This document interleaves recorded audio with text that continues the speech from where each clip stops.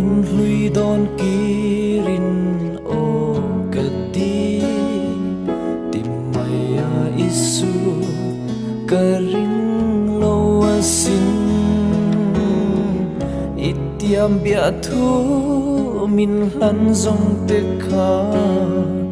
anna asin karing thailo o min sang ro kalai ril dam na min sang ro thu ti chu tran la a chan chun min shil ro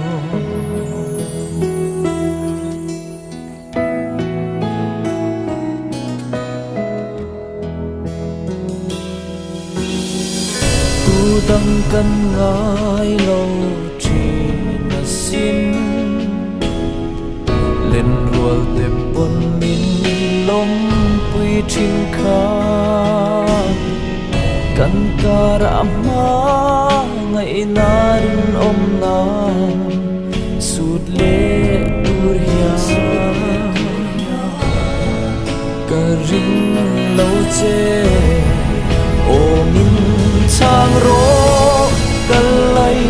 ril dam na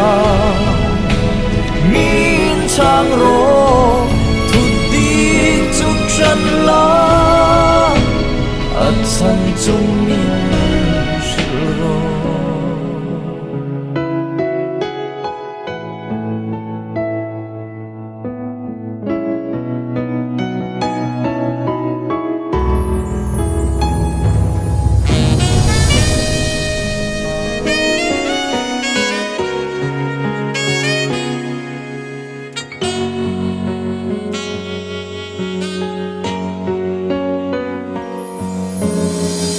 kan him ni avare